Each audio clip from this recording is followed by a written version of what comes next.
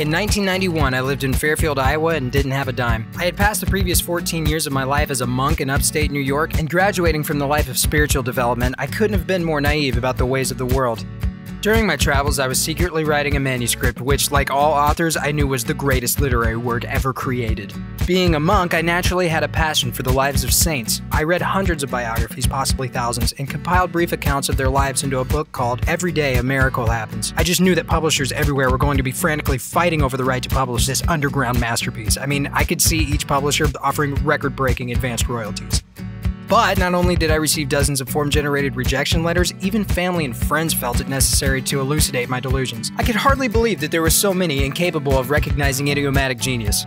So I decided I would self-publish. I mean, after all, how hard could it be? And could I deprive the world of this modern spiritual tour de force? No. There was, however, one small problem. I had no credit. I had never owned a car, taken out a loan, owned a mortgage. I never even had a bank account. This is one of the benefits of monkhood. So the next day, I walked into the bank just waving my 600-page manuscript. The loan officer was so aghast that my name didn't appear in any of the credit systems that he respectfully laughed me out of the bank.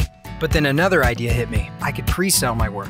So, touting my book around, I drove to every distributor in my area, and in 2 weeks I solicited over 2,400 orders. I returned to the loan officer, who laughed at me, and he wiped his forehead, said, "I'm going to regret this," and then issued me a loan for $12,000. My publishing career began.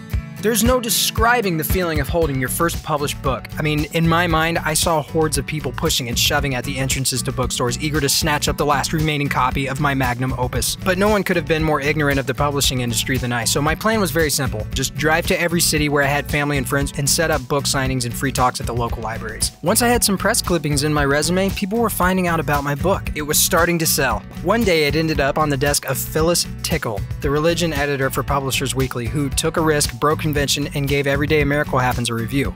A superb review. It catalyzed numerous unsolicited reviews and was ultimately responsible for placing my book on the regional and national bestsellers list. Can you believe it? Suddenly, I was shipping and fulfilling orders, warehousing, managing print runs, billing, doing customer service, managing collections of accounts receivable, processing returns. There was absolutely no time for marketing and no time for promotions. The abridged version of the story is, First World Publishing was the solution. Combining the author services required for success, I created a publishing company for every author. First World Publishing is a complete one-stop that takes care of the details of the publishing industry and allows authors to be authors and maintain control over the outcome of their books. Okay, so let's be objective. Given my background in this industry, I naturally have a personal prejudice towards self-publishing. But authors should make as much, if not more, profit from their books as publishers do. I mean, why not? They do all the work. So, the long and short of this story is, your level of success is directly proportionate to your level of determination. Welcome to First World Publishing.